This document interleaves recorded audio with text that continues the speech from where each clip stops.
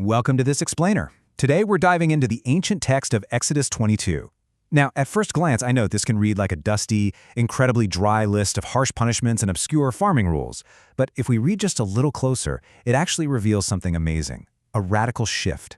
We are literally watching a civilization evolve from cold, mathematical property rules to this profoundly deep framework for human empathy. So we're going to break down this specific text today, looking at exactly what it says on the page, to really understand how this society moved from strict transactional logic into a surprisingly beautiful framework for justice. So you might be wondering, what can a 3,000-year-old text actually teach us about protecting vulnerable people today? Well, to figure that out, we have to start with the incredibly harsh reality of their world. Because to really appreciate the profound empathy that pops up later in this text, we first need to understand the rigid, totally unforgiving society they lived in. This was a world where survival was incredibly fragile, and your property was literally a matter of life and death. Okay, let's dive into the math. The text kicks off with this really strict transactional logic. Steal a single ox and you owe exactly 5. Steal a sheep, it costs you 4. Think about the heavy mathematical weight of that penalty for a second. The text actually tells us that if you're caught with the beast alive, you pay double, but if you've already killed it or sold it, bam, that penalty skyrockets to 5 oxen for a single ox. Why so harsh? Because in this ancient agrarian society, an ox wasn't a pet. It was the tractor, it was the livelihood, it was the absolute core engine of a family's survival. So the text creates this massive deterrent, because stealing someone's means of production could ruin their family completely. And it wasn't just outright theft either. This brilliantly illustrates the sheer cost of negligence back then, laying out very clear financial penalties for everyday liabilities. The text outlines these incredibly specific ancient hazards.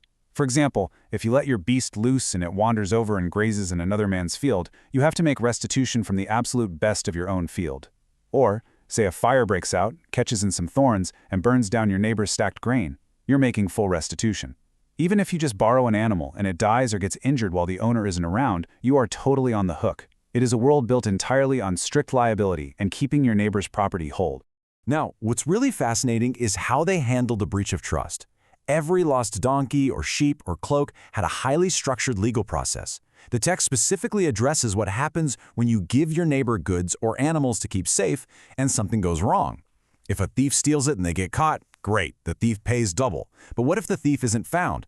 The owner of the house must literally come near to God to prove they didn't put their hand to their neighbor's property. They have to swear an oath.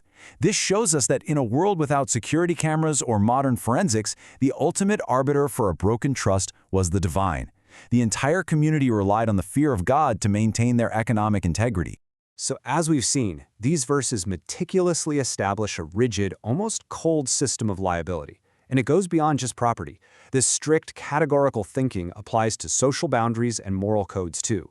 It mandates exact money equal to the bride price if a virgin is seduced. It contains these absolute unyielding decrees demanding death for things like sorcery or for anyone who sacrifices to any god other than the Lord alone. It paints a vivid picture of a society defined by very rigid boundaries, strict restitution, and absolute consequences for breaking the rules. But then, right in the middle of all these transactional, unyielding rules, the narrative just abruptly pivots. It completely stops calculating property damage and turns its focus entirely to human compassion.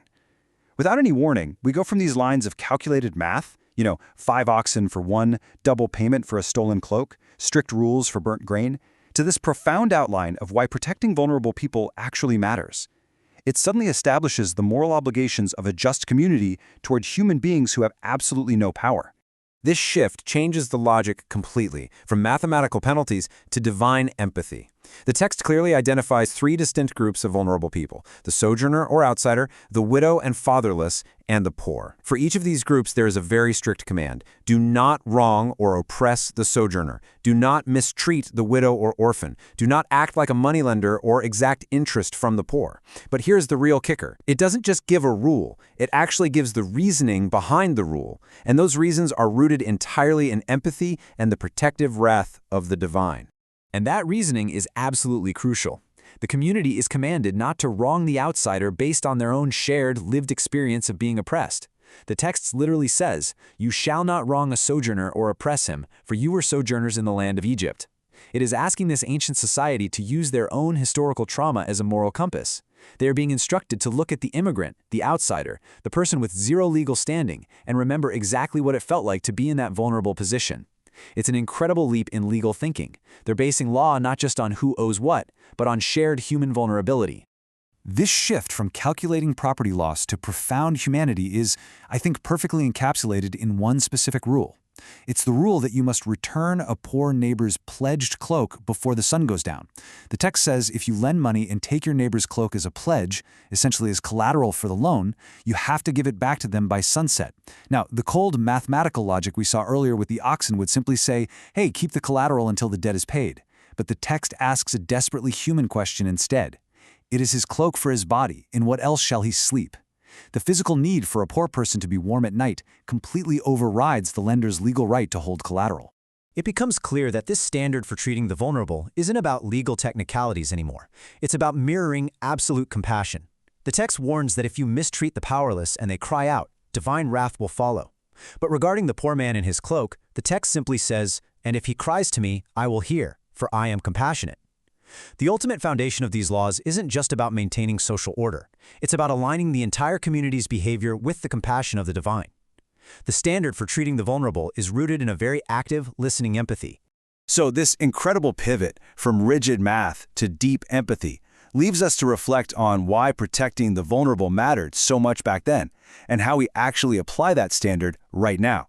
We've seen how Exodus 22 masterfully contrasts the strict arithmetic of lost livestock with the immeasurable, absolute value of a human being's dignity.